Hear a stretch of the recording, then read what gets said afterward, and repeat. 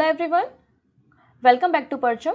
आज हम biography part 2 discuss करेंगे आयरन लेडी ऑफ इंडिया की, मतलब श्रीमती इंदिरा गांधी जी के ऊपर। इसके पहले हमने फर्स्ट पार्ट डिस्कस किया है बायोग्राफी का, जहां पर मैंने आपको इनकी अर्ली लाइफ, एजुकेशन के बारे में, किस तरीके से इंडियन नेशनल कांग्रेस की अध्यक्ष बनती हैं और पॉलिटिक्स में एंट्री लेती हैं और हमारे देश की पहली फीमेल प्रधानमंत्री बनती हैं श्रीमती इंदिरा गांधी, और उनके द्वारा क्या क्या काम किए गए हैं वो सारी बातों को हमने फर्स्ट पार्ट में डिस्कस किया था।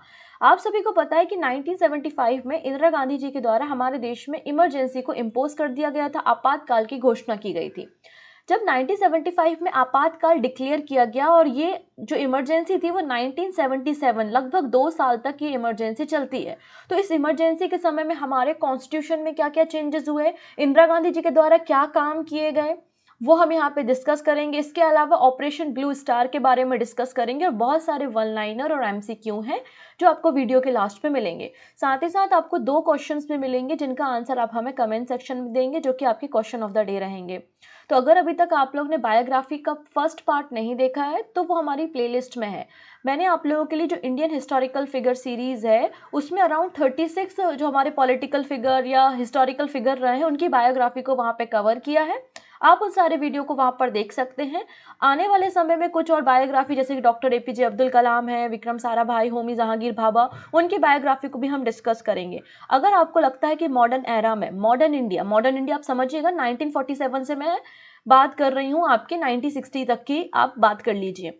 तो उस समय का अगर कोई पॉलिटिकल फिगर या हिस्टोरिकल फिगर जो मेरे से मिस आउट हो रहा है तो आप मुझे कमेंट करके बता सकते हैं, जो कि एग्जाम पॉइंट ऑफ व्यू से अगर इंपॉर्टेंट होगा तो उसको भी हम यहाँ पे कवर करेंगे। क्लियर है? सो आज हम डिस्कस करने वाले हैं iron lady of India biography part 2। Part 1 आप देख लीजिएगा। तो कहानी कहाँ तक पहुँच चुकी थी? कहानी पहुँच चुकी थी कि 1971 में जो इलेक्शन हमारे देश में कंडक्ट कराए गए थे, इलाहाबाद हाई कोर्ट में ये केस चल रहा था और इलाहाबाद हाई कोर्ट ने जो है इस पूरे केस को नल एंड वॉइड डिक्लेयर कर दिया था कि जो इलेक्शन है वो सही तरीके से कंडक्ट नहीं हुए हैं, उसकी जो प्रैक्टिसेस हैं वो सही नहीं है, बजट से ज़्यादा पैसा खर्च किया गया है, साथ ही साथ जो कैंपेनिंग हो रही थी इंदिरा गांधी जी की उसमें गवर्नमेंट ऑफिसर्स जो है वो इन्वॉल्व थे। तो इस तरीके से उन पर कुछ चार्जेस लगाए गए और 1971 में के जो इलेक्शंस थे इलाहाबाद हाई कोर्ट ने उसे नल एंड वॉइड डिक्लेयर किया। और ये डिक्लेरेशन कब आया उनका? 12 जून 1975 को आया। मतलब 1971 में इलेक्शन हुए थे, इलाहाबाद हाई कोर्ट का जो वर्डिक्ट था वो 1975 में आया, जिसके बाद इंदिरा गांधी जी पहुंच गए सुप्रीम कोर्ट और सुप्रीम कोर्ट में भी उन्होंने इलाहाबाद हाई कोर्ट के फैसले को चैलेंज किया, जिसमें इनको कहा गया कि आप किसी भी इलेक्शन में पार्टिसिपेट नहीं कर सकती और 6 साल तक आप किसी भी इलेक्शन में पार्टिसिपेट नहीं करेंगी। ऐसा वर्डिक्ट आया। तो जिसके बाद इंदिरा गांधी जी ने क्या किया? 25 जून 1975 को इमरजेंसी डिक्लेयर कर दी। ठीक है, 25 जून 1975 को हमारे देश में इमरजेंसी को डिक्लेयर कर दिया गया। Okay, according to our constitution, once an emergency is declared, all the power are concentrated in the hand of center. हमारे देश में देखिए 3 प्रकार की इमरजेंसी लग सकती है ना। आर्टिकल 356 जिसमें आप राष्ट्रपति शासन के बारे में बात करते हो और ना जाने कितनी बार हर एक राज्य में प्रेसिडेंट रूल लगा है। 360 हमारी फाइनेंशियल इमरजेंसी होती है। आज तक भारत में फाइनेंशियल इमरजेंसी को इम्पोज नहीं किया गया है। वहीं आर्टिकल 352 है। तो आर्टिकल 352 में 2 प्रकार से इमरजेंसी लगाई जाती है, एक इंटरनल रीजंस होते हैं और एक एक्सटर्नल। एक्सटर्नल रीजंस का मतलब है अगर भारत किसी दूसरे देश में जाके युद्ध में इन्वॉल्व है, वॉर कर रहा है, या किसी दूसरे देश ने भारत पर हमला कर दिया है, तो ऐसे केस में इमरजेंसी इंपोज की जा सकती है। और इमरजेंसी इंपोज करने के जो राइट्स होते हैं वो प्रेसिडेंट ऑफ इंडिया, भारत के राष्ट्रपति के पास होते हैं। अगला जो तीसरा ग्राउंड होता है इमरजेंसी का वो होता है इंटरनल डिस्टर्बेंस। अगर देश के अंदर विद्रोह चल रहा है, आंतरिक अशांति है, तो उस केस में भी राष्ट्रपति इमरजेंसी इंपोज कर सकते हैं। तो हमारे देश में जो 1975 की इमरजेंसी थी वो इसी ग्राउंड पे इंपोज की गई थी। ठीक है, यूजिंग आर्टिकल 352। इमरजेंसी के क्लॉजेज ये कहते हैं कि जब इमरजेंसी देश में इंपोज की जाती है, नेशनल इमरजेंसी वो भी, तो सारी की सारी पावर जो है वो किसके पास आ जाती है? सेंट्रल के पास आ जाती है। और सेंट्रल को राइट भी होते हैं कि वो पर्सन्स के फंडामेंटल राइट को नल एंड वॉइड डिक्लेयर कर सकता है। तो बिल्कुल वैसा ही हुआ था। सारी पावर जो है वो इंदिरा गांधी जी के हाथों में आ चुकी थी और लोगों के फंडामेंटल राइट्स को यहाँ पर क्या कर दिया गया था? सस्पेंड कर दिया गया था। जिसके बाद हमारे देश में उस समय जो भी मूवमेंट चल रहे थे, नव आंदोलन मूवमेंट था या जेपी मूवमेंट था, रेलवे की स्ट्राइक चल रही थी, तो उन सब चीज़ों को क्या कर दिया गया? बंद कर दिया गया, स्टॉप कर दिया गया।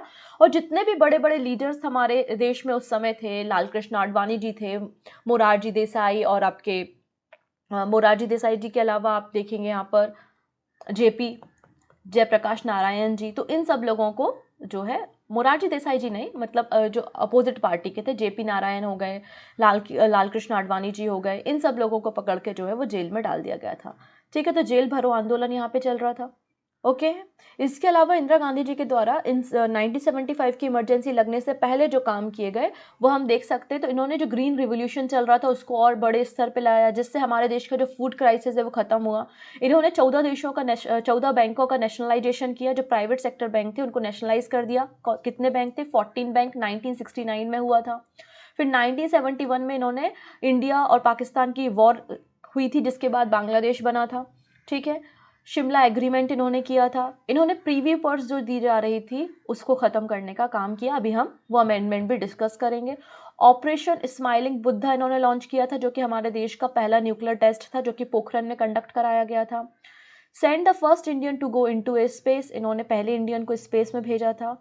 और फॉरेन जो हमारी पॉलिसीज थी उनको और भी ज़्यादा इम्प्रूव करने का काम इंदिरा गांधी जी ने किया था। तो इमरजेंसी लगा दी। अब इमरजेंसी के समय में इन्होंने क्या क्या चेंजेस किए हमारे कॉन्स्टिट्यूशन में, और यहाँ से क्वेश्चन एग्जाम में डेफिनेटली फ्रेम होते हैं।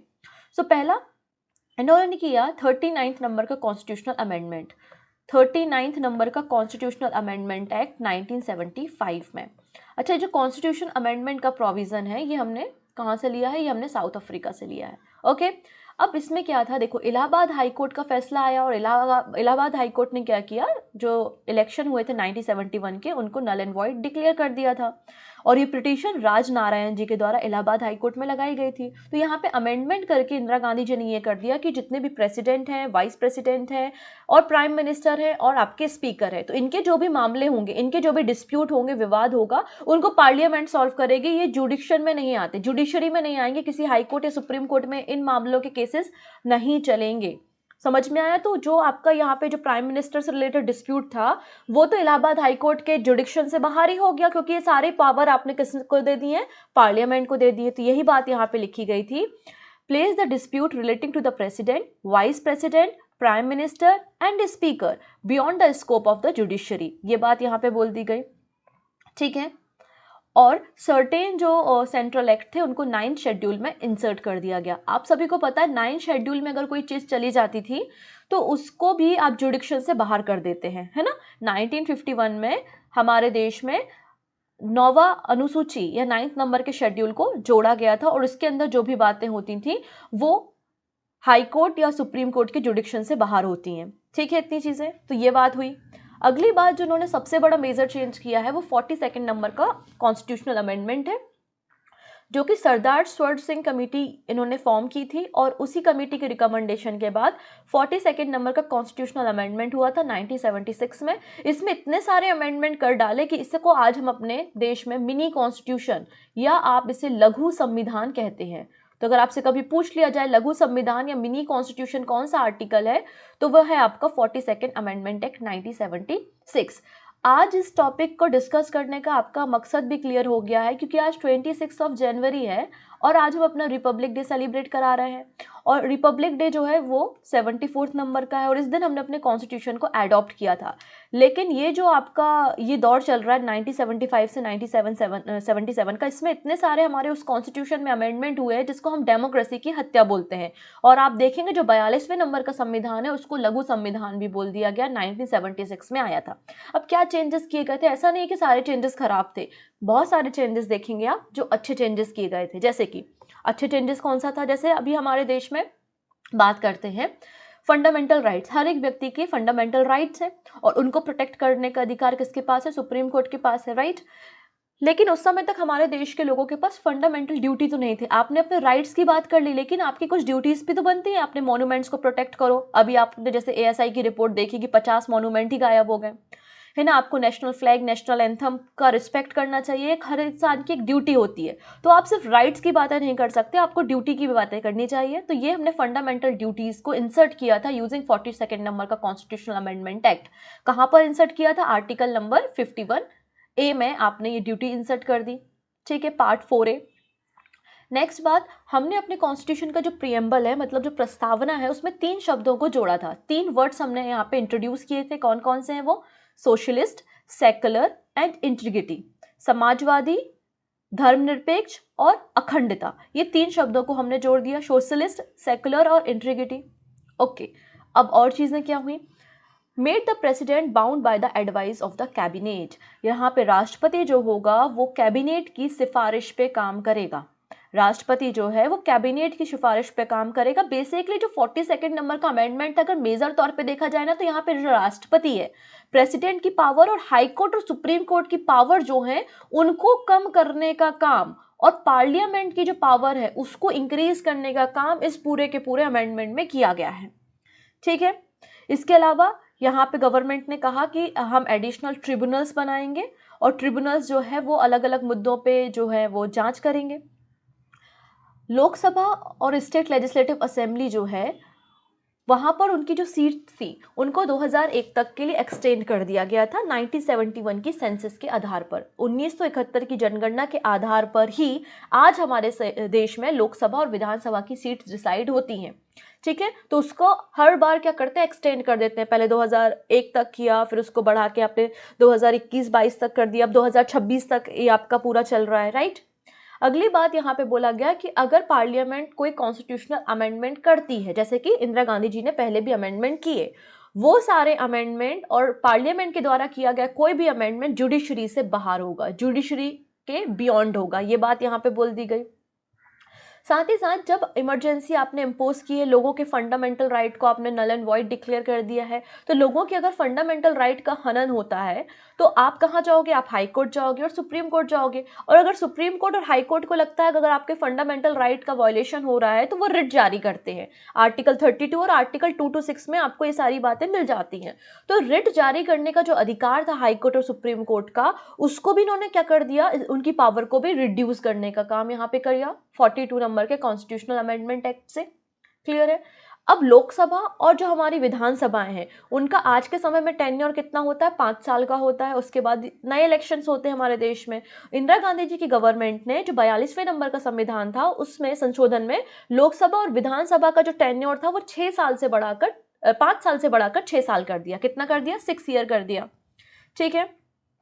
अगली बात, डीपीएसपी जो directive principle of state policy होती है, जो राज्य अपने राज्य में जो है वो वेलफेयर का काम करेगा। और वेलफेयर के काम करते समय अगर आपके साथ कोई फंडामेंटल जो राइट्स हैं उनका वायलेशन होता है और कोई मामला अगर आपका जाता है कहाँ पर, हाई कोर्ट या सुप्रीम कोर्ट में, तो यहाँ पर जो directive principle of state policy हैं उनके कोई भी डिस्प्यूट्स हैं, है ना, जो फंडामेंटल राइट के अगेंस्ट होते हैं, तो उन सबको भी यहाँ पे इनवैलिड डिक्लेयर कर दिया गया। Provided that the law made for the implementation of directive principle can not be declare invalid by the court. Court के द्वारा इन्हें इनवैलिड डिक्लेयर नहीं कर सकते।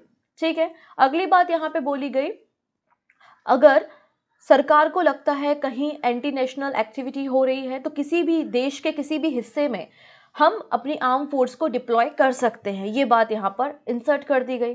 क्लियर। अगली बात यहाँ पे डायरेक्टिव प्रिंसिपल में 3 नई चीज़ों को जोड़ा गया। कौन कौन सी थी वो नई 3 चीज़ें? Equal justice and free legal aid. तो ये तो बहुत अच्छी बात कर दी। आज हमारे देश में नालसा चलता है। नालसा का मतलब ये होता है कि जो व्यक्ति पुअर है और उनके खिलाफ कोई केस चल रहा है और वो जज का खर्चा नहीं उठा पाता, आपका जो एडवोकेट है उनके खर्चे को नहीं बियर कर पाता, तो उनके लिए नालसा काम करती है। तो equal justice and free legal aid की सुविधा प्रोवाइड की जाती है गवर्नमेंट के द्वारा। ठीक है। The participation of worker in the management of industry and the protection of environment, forest and wild life. ये 3 नए डायरेक्टिव प्रिंसिपल यहाँ पर एड ऑन किए गए, जो कि बहुत अच्छी चीज़ थी। नेशनल, अगली बात करते हैं, नेशनल इमरजेंसी जो है ज़रूरी नहीं है कि पूरे देश में लगाई जाए, देश के किसी हिस्से में भी इमरजेंसी डिक्लेयर की जा सकती है। और इसमें बोला गया है कि एक बार में इमरजेंसी को 1 साल तक के लिए बढ़ाया जा सकता है। Extend the one time duration of the president rule in the state from the 6 month to 1 year. तो यहाँ पर इसलिए तो आपने देखा कि लगभग 2 साल तक ये इमरजेंसी लगी थी हमारे देश में। ठीक है।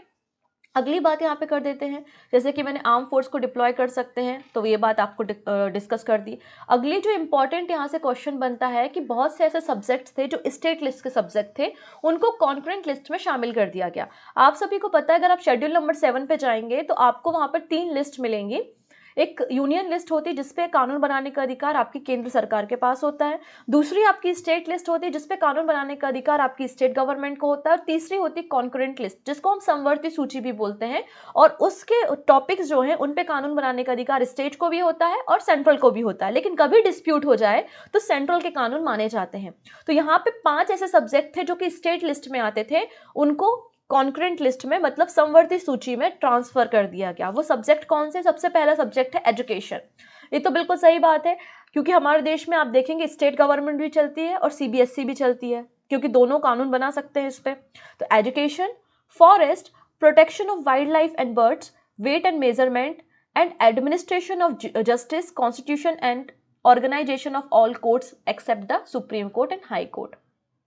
कौन कौन से मुद्दे हो गए? पहला तो हो गया शिक्षा, दूसरा आपका जंगल, प्रोटेक्शन ऑफ वाइल्ड एनिमल और बर्ड्स हो गए, इसके बाद वेट एंड मेजरमेंट हो गया, और पांचवा जो है वो जस्टिस का एडमिनिस्ट्रेशन, लेकिन हाई कोर्ट और सुप्रीम कोर्ट के अलावा। ठीक है। अगली बात, जो पार्लियामेंट जब शुरू होती है, जब सेशन स्टार्ट होता है तो कोरम चेक किया जाता है। कोरम क्या होता है? जितने टोटल मेंबर हैं उनका 1/10। जैसे कि अगर हम लोकसभा में बात करें कि 545 मेंबर है फॉर एग्जाम्पल, और इनका डिवाइडेड बाय 10, तो इतने मेंबर, लगभग 55 मेंबर अगर आपके पार्लियामेंट में होंगे तो आपके सेशन की शुरुआत की जाएगी, अदरवाइज सेशन शुरू नहीं किया जाएगा। तो ये जो कोरम कहलाता है ना, 1/10 of the member of Lok Sabha, तो ये कोरम चेक करते हैं स्पीकर साहब जो हमारे ओम बिरला जी हैं। तो ये कोरम की जो प्रधानता है उसको खत्म कर दिया गया कि कोरम चेक करने की जरूरत नहीं है पार्लियामेंट का सेशन स्टार्ट करने के लिए, ऐसा इंदिरा गांधी जी के द्वारा कहा गया। तो यहाँ पे कोरम आप चेक कर नहीं रहे हो, आपने बड़े बड़े लीडर को पकड़ के जेल में डाल दिए, तो इस केस में जो नंबर ऑफ पर्सन बचे हैं तो वो तो इंदिरा गांधी जी के फेवर के वाले बचे हैं, क्योंकि जो भी इंदिरा गांधी जी के खिलाफ बोलता था वो उनको जेल में डाल देती थी। तो ये वो पर्सन बचे हैं, तो आसानी होगी यहाँ पे किसी भी बिल को, किसी भी कॉन्स्टिट्यूशनल अमेंडमेंट को पास करने के लिए। तो उस दौर में यही हुआ, क्योंकि पार्लियामेंट में जो लोग बैठे हुए थे वो फेवर में ही थे इंदिरा गांधी जी के, तो बहुत आसानी से इन सारे के सारे बिल्स को रेटिफाई किया गया, पास कर दिया गया। बात क्लियर है? चलिए नेक्स्ट बात करते हैं। ये 42 नंबर का अमेंडमेंट इंदिरा गांधी जी ने किया। अब इंदिरा गांधी जी के उस समय बेटे जो थे संजय गांधी जी, वो एक्शन में आते हैं, और वो इंदिरा गांधी जी का जो 20 पॉइंट विजन चल रहा था, 20 पॉइंट का प्रोग्राम था, उसकी जगह 5 पॉइंट प्रोग्राम को इंट्रोड्यूस करते हैं। इंदिरा गांधी जी का जो 20 पॉइंट प्रोग्राम था उसकी जगह पे 5 पॉइंट प्रोग्राम को इंट्रोड्यूस करने के काम इंदिरा गांधी जी के बेटे करते हैं, जिनका नाम होता है संजय गांधी। ठीक है। सबसे पहला उसमें होता है फैमिली प्लानिंग। सबसे पहले, क्योंकि उस समय हमारे देश की पॉपुलेशन, आज भी हमारे देश की पॉपुलेशन बहुत ज़्यादा और उस समय भी इंक्रीज हो रही थी, तो देश के सामने एक बहुत बड़ी समस्या खड़ी हो जाती है जब पॉपुलेशन इंक्रीज होती है। एक तो इकोनॉमिक क्राइसिस है आपके पास, फूड क्राइसिस है, मेडिकल फैसिलिटी आपके पास नहीं है, आप लोगों को एडुकेट नहीं कर पा रहा है, और उस समय जनसंख्या भी बढ़ते जा रही है, तो वेलफेयर स्कीम पर भी इसका इफेक्ट पड़ता है। तो संजय गांधी जी ने सोचा कि प्लानिंग कमीशन, आपका फैमिली प्लानिंग होना बहुत ज़रूरी है। तो फैमिली प्लानिंग करने का तरीका क्या होता है कि वेसिक्टॉमी एंड ट्यूबेक्टॉमी, मतलब नसबंदी कराई जाए। तो यहाँ पे बड़े पैमाने पे लोगों की नसबंदी कराई गई। ठीक है, पहला पॉइंट इनका ये था। दूसरा बात होती है अफॉरेस्टेशन। तीसरा है जो दहेज सिस्टम है देश में उसे खत्म करना, स्लम, झुग्गी झोपड़ियां, उन्हें क्लियर करना, और शिक्षा को बढ़ावा देना, शिक्षा को बढ़ावा देना। तो ये 5 पॉइंट डिसाइड किए गए थे संजय गांधी जी के द्वारा, और जिनमें इनकी जो अगले इलेक्शन होते हैं 1977 में इमरजेंसी खत्म होने के बाद, तो उसमें इंदिरा गांधी जी हार जाती हैं, और उस हार का सबसे बड़ा रीजन बताया जाता है फोर्स स्टरलाइजेशन, मतलब पकड़ पकड़ के लोगों को जबरदस्ती नसबंदी कराना, और वो भी किस तरीके से, एकदम अनहाइजेनिक तरीके से, जिससे कई सारे लोगों की जान भी चली गई थी। नसबंदी कराने के बाद उनको कोई और दूसरी फैसिलिटी, मेडिकल फैसिलिटी प्रोवाइड नहीं की गई, कोई डॉक्टर नहीं था अगर उनको कोई प्रॉब्लम हो रही तो चेक करने के लिए, तो काफ़ी सारे लोगों की जान भी उस दौर में चली गई थी। तो कुछ रिकॉर्ड्स यहाँ पे कहते हैं कि आप देखेंगे 1975-76 में लगभग 27 लाख, और 1977 में 83 लाख जो लोग हैं उन लोगों की नसबंदी इमरजेंसी के दौरान में करी गई थी, और लगभग 1 मिलियन वीमेन ऐसी थी जिनके यूट्रस में IUD इंसर्ट किया गया था, जिसको हम कॉपर टी जनरल भाषा में बोलते हैं। तो ये सब हुआ, ठीक है, जिसके कारण जनता भड़क गई, क्योंकि उनके फंडामेंटल राइट आप वायलेट कर रहे हो, उनकी मर्जी के बिना आप उनकी वेसिक्टॉमी और ट्यूबेक्टॉमी करा रहे हो, जिसके कारण जनता तो भड़केगी ही। तो यही एक रीज़न बताया जाता है। इसके अलावा कई सारे रीज़न आपने पहले भी देखे जो कॉन्स्टिट्यूशन में अमेंडमेंट्स हुए हैं, उसके अलावा एक बड़ा रीज़न ये भी है जिसके कारण 1977 के इलेक्शन इंदिरा गांधी जी हार जाती हैं। ठीक है, ये कॉपर टी इस तरीके से इंसर्ट होती है। नेक्स्ट बात करते हैं, इंदिरा गांधी जी के द्वारा कुछ और अमेंडमेंट कराए गए थे। वो कौन से अमेंडमेंट? जैसे कि 26 अमेंडमेंट 1971 का अमेंडमेंट है।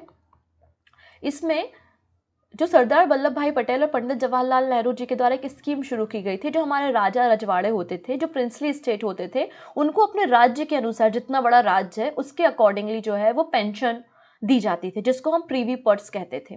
लेकिन उस समय हमारे देश की अर्थव्यवस्था बहुत कमज़ोर थी, तो इंदिरा गांधी जी ने कहा कि जो प्रीवी पर्स है, तो इससे हमारी जो आपका कह सकते हैं कि रेवेन्यू डिफिशिएट हो रहा है, आपका राजकोषीय घाटा बढ़ रहा है, सरकार का खर्चा बढ़ रहा है। और जब हम equal right for all citizen की बात करते हैं, तो वो राजा रजवाड़े के जो लोग हैं वो भी तो भारत के लोग हैं। तो उन्होंने जो प्रीवी पर्स का प्रोविजन था हमारे आर्टिकल 361 क्लॉज बी में, उसको खत्म कर दिया। तो प्रीवी पर्स देना बंद कर दिया प्रिंसली स्टेट को। ठीक है, तो प्रिंसली स्टेट के जो राजा रजवाड़े थे वो नाराज हो गए। तो वो क्या करेंगे, जो दूसरी पार्टी है उसके साथ वो जुड़ेंगे, दूसरी पार्टी इसके साथ वो जुड़ेंगे। तो एक इंसिडेंट हुआ जब इन्होंने 2 बड़ी महारानियों को भी जेल में डाला था, तिहाड़ जेल में। एक तो यशोदा राजे सिंधिया जी थी, जिनको तिहाड़ जेल में इंदिरा गांधी जी के द्वारा रखा गया था, और तब तक उनको नहीं छोड़ा था जब तक इंदिरा गांधी की शर्तें उन्होंने मान नहीं ली थी। ठीक है, नेक्स्ट है 31st कॉन्स्टिट्यूशनल अमेंडमेंट एक्ट 1973 में आया था। इसमें उन्होंने क्या किया था, 1971 की जो सेंसस आई थी उसमें उन्होंने पाया कि जो भारत की जनसंख्या है वो ग्रोथ हो गई है, और हमारे देश में जो लोकसभा और राज्यसभा की सीट्स हो गई या फिर विधानसभा की सीट्स हो गई, उनका डिस्ट्रीब्यूशन जो है वो जनगणना के आधार पर, जनसंख्या के आधार पर किया जाता है। तो 1971 के सेंसस के अकॉर्डिंगली हमारे देश में जो लोकसभा सीट थी वो इंक्रीज कर दी गई, 525 से बढ़ाकर 545 हमने लोकसभा की सीट कर दी। कब की? 31st नंबर का कॉन्स्टिट्यूशनल अमेंडमेंट एक्ट, जो कि 1973 में पास हुआ था। अगला एक्ट जो कि इंदिरा गांधी जी की गवर्नमेंट ने पास किया वो है 35 और 36 नंबर का कॉन्स्टिट्यूशनल अमेंडमेंट एक्ट। 35 का जो कॉन्स्टिट्यूशनल अमेंडमेंट एक्ट है वो 1974 में आया था, जिसमें हमने सिक्किम को यूनियन टेरिटरी बनाया, और सिक्किम के लिए, स्पेशली सिक्किम के लिए हमने शेड्यूल नंबर 10 को जोड़ा, और उसमें सिक्किम के एडमिनिस्ट्रेशन के लिए कुछ कंडीशंस को रखा। 36 नंबर का कॉन्स्टिट्यूशनल अमेंडमेंट एक्ट हमने 1975 में पास किया, जिसमें हमने सिक्किम को एक स्टेट का दर्जा दे दिया। पहले सिक्किम क्या था, एक यूटी था, फिर हमने 1975 में सिक्किम को एक स्टेट का दर्जा दिया। ठीक है, और जो शेड्यूल 10 आपने जोड़ा था ना इसके एडमिनिस्ट्रेशन के लिए, तो उस शेड्यूल को भी हमने खत्म कर दिया, क्योंकि अभी भारत का एक राज्य है, तो बाकी राज्यों में जो कार्यक्रम होते हैं, जो आपका कॉन्स्टिट्यूशन अप्लाई होता है, वही सिक्किम में होगा। तो 35 और 36 नंबर का कॉन्स्टिट्यूशनल अमेंडमेंट याद रखेंगे आप, सिक्किम से है, पहले इसे यूटी बनाया गया और फिर इसको स्टेट बनाया गया। ठीक है, नेक्स्ट बात करते हैं 38 कॉन्स्टिट्यूशनल अमेंडमेंट एक्ट 1975। अब देखिए ये बड़ा इंटरेस्टिंग है।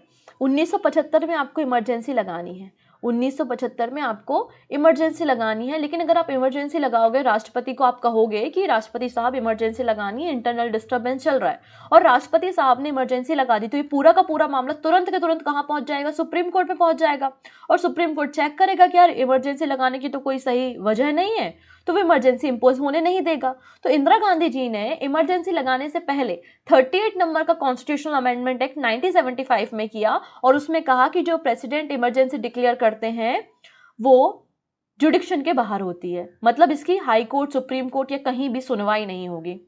ठीक है, इसके अलावा राष्ट्रपति मतलब प्रेसिडेंट, गवर्नर है ना, कोई भी ऑर्डिनेंस पास करते हैं तो उसमें भी कोई भी सुनवाई नहीं होगी। मैं आपको बता दूं, प्रेसिडेंट 123 के जरिए और गवर्नर 213 के जरिए ऑर्डिनेंस को इशू करते हैं। ये आर्टिकल्स के बारे में चर्चा हो रही है। क्लियर है इतनी चीजें? तो ये बात यहाँ पे की गई थी। तो इस तरीके से ये इमरजेंसी का दौर था। तो इमरजेंसी खत्म होती है 1977 में। अब बहुत बड़ा चैलेंज है इंदिरा गांधी जी के सामने, इलेक्शन। अब इनकी खुद की पार्टी के लीडर तो नाराज हैं, दूसरी पार्टी तो उनको और पावर मिल गया। तो यहाँ पर 1977 के जब इलेक्शन चल रहे थे तो उनकी कैंपेन में एक स्लोगन दिया गया था, लोगों को बोला गया था जनता पार्टी के द्वारा कि आप किसे चूज करना चाहते हैं, डेमोक्रेसी को या डिक्टेटरशिप को, क्योंकि पिछले 2 सालों में लोगों ने इंदिरा गांधी जी की डिक्टेटरशिप को देखा था, तो इसलिए भारी मत से जनता पार्टी को जीत मिली। तो 1970 में आप देखेंगे 1977 के जो इलेक्शन थे उसमें जीता कौन था? जीता जनता पार्टी की सरकार थी। जनता पार्टी की सरकार यहाँ पर जीत जाती है, और मोरारजी देसाई यहाँ पर जो है वो हमारे देश के प्राइम मिनिस्टर बन जाते हैं। मोरारजी देसाई हमारे देश के प्राइम मिनिस्टर बन जाते हैं। लेकिन प्राइम मिनिस्टर बनने के कुछ समय बाद 1979 के पास क्या होता है, जनता पार्टी में ही आइडियोलॉजी डिफरेंस आना शुरू हो जाते हैं। जनता पार्टी जो इकोनॉमिक रिफॉर्म करना चाहती थी वो प्रॉपरली एग्जीक्यूट नहीं हो पा रहा था, और हिंदू और मुस्लिम की जो लड़ाइयाँ थी, झगड़े थे, वो लगातार इंक्रीज हो रहे थे। तो ये कुछ चैलेंजेस मोरारजी देसाई जी के गवर्नमेंट में देखने को मिले। इसके बाद कुछ नेपोटिज्म के चार्जेस और करप्शन के चार्जेस जो है वो मोरारजी देसाई जी की फैमिली पर इम्पोज किए गए, जिसके कारण 1979 में उन्होंने इस्तीफा दे दिया। प्राइम मिनिस्टर की जो पद थी, पोजीशन थी, वो छोड़ दी, और उसके बाद पॉलिटिक्स में वो एक्टिवली इन्वॉल्व नहीं थे। और आप देखेंगे कि 1979 में ही मोरारजी देसाई जी का निधन हो जाता है। और जब मोरारजी देसाई जी का निधन हो जाता है तो जो प्राइम मिनिस्टर की पोजीशन थी, जो कुर्सी थी, वो खाली हो गई। तो उनकी जगह पे चौधरी चरण सिंह जी को जो है वो अगला देश का प्रधानमंत्री बनाया जाता है। बात क्लियर हुई।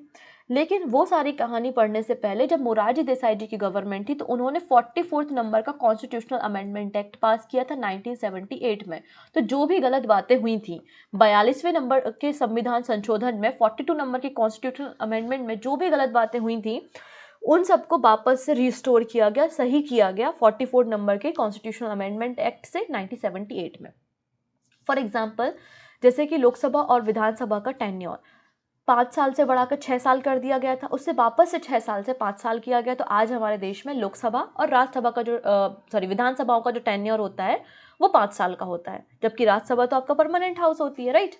नेक्स्ट बात यहाँ पर कोरम का जो प्रोविजन था उसको वापस से लाया गया, ठीक है, कि 1/10 अगर लोग पार्लियामेंट में नहीं होंगे तब तक पार्लियामेंट का सेशन शुरू नहीं होगा। इसके अलावा जब इमरजेंसी का समय था तो जो प्रेस की फ्रीडम थी उसको रोक दिया गया था। कोई भी चीज़ न्यूज़पेपर में पब्लिश होने से पहले चेक की जाती थी। अगर सरकार के विरोध में कोई बात लिखी गई है तो वो चीज़ पब्लिश होती ही नहीं थी। तो यहाँ पर राइट टू फ्रीडम की बात की गई और प्रेस की फ्रीडम दी गई कि प्रेस जो है वो पार्लियामेंट का जो सेशन चल रहा है या पॉलिटिकल पार्टीज की जो भी स्पीचेज है वो बिल्कुल खुले तौर पर जो है वो न्यूज़पेपर में पब्लिश कर सकती हैं, ठीक है।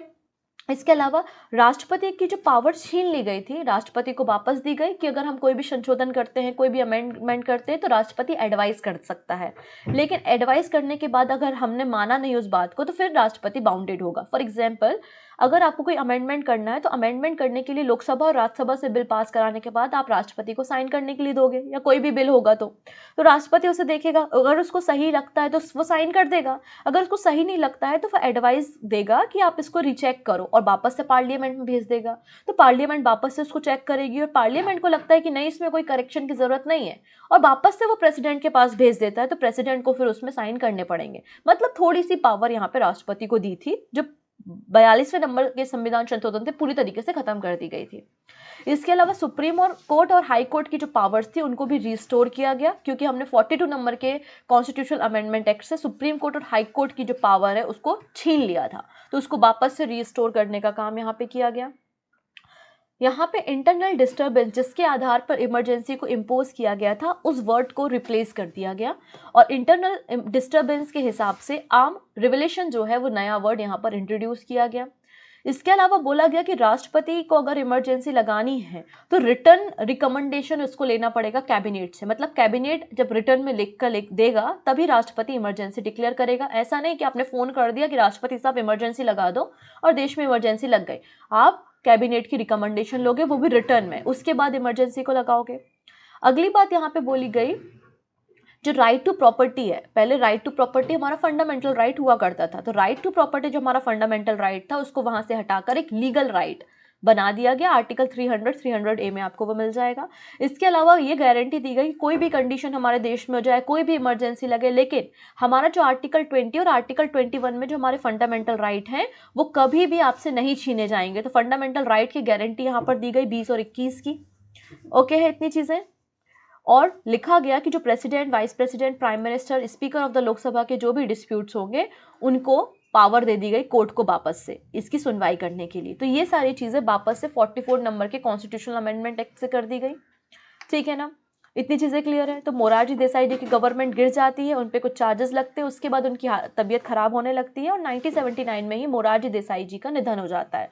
उनकी डेथ के बाद चौधरी चरण सिंह जी हैं वो प्राइम मिनिस्टर बनते हैं हमारे देश के। चौधरी चरण सिंह जी उत्तर प्रदेश से बेसिकली बिलोंग करते थे और ऐसा बोला जाता है कि ये पहले ऐसे प्रधानमंत्री थे जो कभी लोकसभा नहीं गए। उसका रीज़न ये था कि लोकसभा का कोई सेशन नहीं हुआ था और बहुत कम समय के लिए ये हमारे देश के प्रधानमंत्री बने हुए थे। चौधरी चरण सिंह जी का रिलेशन अगर आप देखें किसान घाट में इनकी समाधि आप देख सकते हैं। तो चौधरी चरण सिंह जी के बाद यहाँ पे आप देखेंगे 1980 में हमारे देश के जो इलेक्शन होते हैं उसमें वापस से इंदिरा गांधी जी पावर में आ जाती हैं और वापस से इंदिरा गांधी जो है हमारे देश की प्रधानमंत्री बन जाती हैं। और इस समय वो इलेक्शन कहाँ से लड़ती हैं? मेडक कॉन्स्टिट्यूंसी, उस समय आंध्र प्रदेश में था, आज के समय में तेलंगाना में ये कॉन्स्टिट्यूंसी है जहाँ से इंदिरा गांधी जी ने इलेक्शन को लड़ा था। ओके, लेकिन 1980 में एक और दुर्घटना हो जाती है जिसमें इनके बेटे संजय गांधी जी का निधन हो जाता है। तो संजय गांधी जी की डेथ हो जाती है 1980 में। तो अपनी इंदिरा गांधी जी क्या करती है, संजय गांधी जी के द्वारा जो कंपनी शुरू की गई थी, जो कार कंपनी थी मारुति उद्योग, उसका नेशनलाइजेशन करती हैं और जापान की मदद लेती हैं। जापान की जो कंपनी है सुजुकी, आज हम मारुति सुजुकी के बारे में बात करते हैं ना, तो जापान की कंपनी है सुजुकी, उसके साथ हाथ मिलाती है, पार्टनरशिप करती है और भारत का पहला मैन्युफैक्चर कार का जो प्लांट है वो भारत में शुरू करती है 1984 में। ठीक है, तो ये इंदिरा गांधी जी के द्वारा किया जाता है। अब 1984 का समय आ गया है। ठीक है, 1984 में क्या होता है? Operation blue star. Operation blue star कहाँ से शुरुआत होता है वो मैं आपको बताती हूँ। हुआ ये था कि 1982 में एक पर्सन थे जिनका नाम था भिंडरनवाले। ठीक है, भिंडरनवाले। और वो लोग क्या करना चाहते थे? वो चाहते थे कि जो सिख कम्युनिटी है, बाकी पूरे देश में हिंदू हैं, तो हिंदुओं की मेजॉरिटी ज़्यादा है और सिख की मेजॉरिटी कम है, तो इसमें आप सिखों के राइट्स की बातें नहीं कर सकते। तो हम चाहते हैं, सिख लोग चाहते हैं कि हमारे लिए एक अलग सा देश हो, है ना, हमारा एक अलग से देश हो जिसको हम खालिस्तान बोलते हैं। और आज भी समय समय पे खालिस्तान की डिमांड आपने देखा है हमारे देश में उठती रहती है। ठीक है ना, तो यहाँ पर इस प्रोटेस्ट को शुरू किया गया था अकाली दल पार्टी के द्वारा। ठीक है, तो यहाँ पे आप देखेंगे एक भिंडरनवाले का नाम आपको देखने को मिलेगा और उनके द्वारा ये कैंपेन शुरू किया गया था।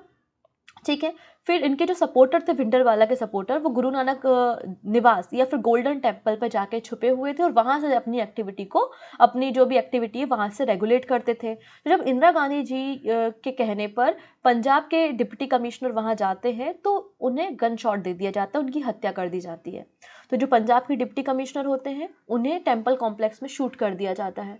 ठीक है, जिसके बाद इंदिरा गांधी जी इंडियन आर्मी को आदेश देती हैं कि आप जाइए जो आपका गोल्डन टेम्पल है अमृतसर में आप वहाँ पे जाइए और जो मिलिटेंट यहाँ पे छुपे हुए हैं उन सबको बाहर निकालिए। तो इंडियन आर्मी एकदम अपने टैंक वैंक लेके, सब कुछ लेके जो है वो 1984 में पहुँच जाती है गोल्डन टेम्पल। इस पूरे ऑपरेशन को ही ऑपरेशन ब्लू स्टार कहा जाता है। अब आर्मी तो वहाँ पहुँच गई, ऑब्वियसली जब लड़ाई होगी तो गोल्डन टेम्पल तो डिस्ट्रॉय होगा, तो बहुत क्षति गोल्डन टेम्पल को हुई थी। आप देख सकते हैं उस समय का ये पिक्चर गोल्डन टेम्पल का।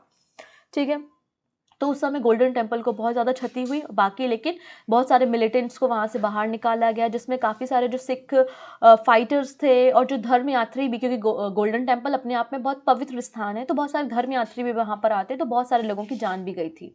तो सिखों का सोचना था इंदिरा गांधी जी के कारण गोल्डन टेम्पल जो उनका सबसे पवित्र स्थान है वहाँ पर हमला किया गया, जिसके कारण गोल्डन टेम्पल डिस्ट्रॉय हुआ और जो बहुत सारे सिख कम्युनिटी के लोग थे उनको बहुत आहत भी पहुंची। तो उस समय क्या हुआ, जो इंदिरा गांधी जी के बॉडीगार्ड थे, इंदिरा गांधी जी के 2 बॉडीगार्ड थे जिनका नाम था सतवंत सिंह और बीन सिंह।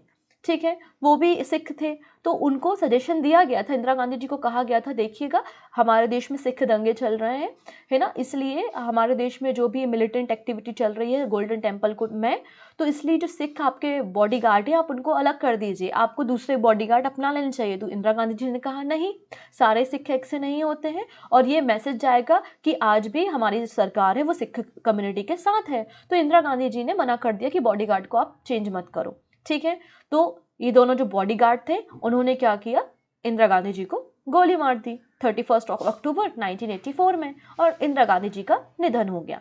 इंदिरा गांधी जी का जो समाधि स्थल है उसको शक्ति स्थल कहा जाता है, शक्ति स्थल कहा जाता है क्योंकि आयरन लेडी रही हैं ये, तो शक्ति स्थल इनके समाधि का नाम है। और इंदिरा गांधी जी के बाद उनके जो बेटे होते हैं राजीव गांधी, वो अगले हमारे देश के प्रधानमंत्री बन जाते हैं। क्लियर, तो ये कहानी थी इंदिरा गांधी जी के बारे में। उसके बाद हमारे देश में एक और चीज़ होती है, हमारे देश में आती है NSG, नेशनल सिक्योरिटी गार्ड। तो ये जो सारी एक्टिविटी है, इंदिरा गांधी जी का असैसिनेशन हुआ, अक्षरधाम टेम्पल जो था उसमें अटैक किया गया था, है ना, ऑपरेशन ब्लू स्टार, तो इन सारी एक्टिविटी को ध्यान में रखते हुए तो जो इंटरनल डिस्टर्बेंस हमारे देश में होते हैं उनको रेगुलेट करने के लिए पार्लियामेंट ने एक एक्ट पास किया जिसका नाम था नेशनल सिक्योरिटी गार्ड एक्ट 1986, और इसके जरिए 1986 में हमने क्या बना दिया, NSG बना दी, मतलब नेशनल सिक्योरिटी गार्ड। ठीक है, इतनी चीज़ें क्लियर है 1986 में, जिसका हेड ऑफिस आपको गुरुग्राम में देखने को मिलेगा। अब इंदिरा गांधी जी को लिखने का भी शौक था, तो इनकी कुछ पब्लिकेशन अगर हम देखेंगे, द ईयर ऑफ चैलेंजेस 1966-69, ठीक है, इस समय इकोनॉमिक क्राइसिस बहुत ज़्यादा थे, फूड क्राइसिस बहुत ज़्यादा थे, तो उस समय के चैलेंजेस को यहाँ पे बताया गया है। The year of India 1969-72 and India in 1975, तो ये कुछ पब्लिकेशन है इंदिरा गांधी जी के। फिर हमारे देश में जो इंदिरा पॉइंट है, जो कि हमारा सदर्न मोस्ट पॉइंट है ना, निकोबार में आपको देखने को मिलेगा, उसे हमने इंदिरा गांधी के नाम पर इंदिरा पॉइंट नाम देखा है। इंदिरा गांधी जी के नाम पे कई सारे ब्रिजेस, हॉस्पिटल, पार्क, इसके अलावा बड़ी बड़ी नहरें, सभी कुछ आपको इंदिरा गांधी जी के नाम पे देखने को मिलेंगी। Indira Gandhi national open university जो है वो largest university in the world में, वो भी इंदिरा गांधी जी के नाम पर है। फिर बांग्लादेश की गवर्नमेंट ने बांग्लादेश स्वाधीनता सम्मान 2011 में इंदिरा गांधी जी को दिया था, क्योंकि 1971 में उनके साहस के कारण ही बांग्लादेश का फॉर्मेशन हुआ था, तो इसलिए बांग्लादेश की गवर्नमेंट ने बांग्लादेश का हाईएस्ट सिविलियन अवार्ड जो है वो इंदिरा गांधी जी को दिया था। इंदिरा गांधी जी को कई सारे और अवार्ड्स मिले हैं, जैसे कि भारत रत्न 1971 में मिला था, वेरी इंपॉर्टेंट है। लेनिन पीस प्राइज 1984 में मिला था, और Jawaharlal Nehru award for international understanding, ये भी 1984 में इंदिरा गांधी जी को अवार्ड दिए गए थे। अब कुछ और कैसे क्वेश्चंस बन सकते हैं, प्रोबेबिलिटी क्या देखेंगे, जैसे कि who named Indira Gandhi as a Priyadarshini, तो प्रियदर्शनी इंदिरा गांधी, तो प्रियदर्शनी नाम रविन्द्रनाथ टैगोर जी ने दिया था। Who provided the first news for her assassination on Doordarshan evening news on 31 अक्टूबर 1984, तो किसने जानकारी दी थी इंदिरा गांधी जी की हत्या के बारे में, तो आंसर हो जाएगा सलमा सुल्तान, दूरदर्शन से। ठीक है, अब किसने इंदिरा गांधी जी की हत्या की थी, गोली मारी थी, तो सतवंत सिंह और विंत सिंह ने। Okay, who was the president of India when the state of emergency was issued, तो स्टेट ऑफ इमरजेंसी जब लगाई गई थी तो राष्ट्रपति कौन थे, तो आंसर हो जाएगा फखरुद्दीन अली अहमद साहब। ओके, इंदिरा गांधी जी जो है वो इंडियन नेशनल कांग्रेस की प्रेसिडेंट कब बनी थी, तो 1959 में ये इंदिरा गांधी जो है वो इंडियन नेशनल कांग्रेस की प्रेसिडेंट बनती है। पहला इलेक्शन इंदिरा गांधी जी ने कब लड़ा था, तो 1967 के इलेक्शन पहली बार इन्होंने लड़े थे। किस कॉन्स्टिट्यूंसी से इंदिरा गांधी जी जो है वो प्रधानमंत्री बनी थी, तो आंसर हो जाएगा उत्तर प्रदेश जिले स्टेट की। What was the theme of Indira Gandhi 1971 political bit, तो गरीबी हटाओ, तो गरीबी हटाओ का नारा उन्होंने 1971 के इलेक्शन में दिया था। ठीक है, इतनी चीजें। सो दो क्वेश्चन है, पहला क्वेश्चन ये है कि which high court in 1975 set aside her election to the Lok Sabha in 1971, तो 1971 के इलेक्शन को नल एंड वॉइड 1975 में किस हाई कोर्ट ने किया था। चार ऑप्शन है, दिल्ली, इलाहाबाद, बॉम्बे या वेस्ट बंगाल, पहला क्वेश्चन है। दूसरा क्वेश्चन है when and where was Indira Gandhi born, Indira Gandhi ji का जन्म कब और कहाँ पर हुआ था। तो इन दोनों प्रश्नों के आंसर आप हमें कमेंट पे दीजिएगा। तो इस तरीके से बायोग्राफी खत्म होती है इंदिरा गांधी जी के बारे में, जितने भी इंपॉर्टेंट पॉइंट्स थे उनकी जीवनी से लेके वो हमने यहाँ पे डिस्कस किए हैं। ठीक है, जीवनी का मतलब होता है कि सिर्फ हम उस एक पर्टिकुलर इंसान के जो अचीवमेंट है या जो उन्होंने काम किया है वो हम डिस्कस करें। आसपास सराउंडिंग में बहुत सारी चीज़ें ऑलरेडी चल रही होती है, पर हम बायोग्राफी चूंकि डिस्कस कर रहे हैं तो बाकी चीज़ों को हम उतना नहीं डिस्कस कर पाते हैं। तो इसका ये मतलब मत समझिएगा कि इस दौर में केवल वही थी और कोई आस पड़ोस में नहीं था और कोई एक्टिविटी नहीं चल रही थी, तो सब कुछ चल रहा था, लेकिन ये बायोग्राफी है तो इसलिए हमने केवल इंदिरा गांधी जी पे ही फोकस यहाँ पर किया हुआ है। आई थिंक आप लोगों को समझ में आई होंगी सारी बातें। मिलते हैं नेक्स्ट सेशन में ऐसे ही कोई नए इंडियन हिस्टोरिकल फिगर की बायोग्राफी के साथ। तब तक take care and bye bye.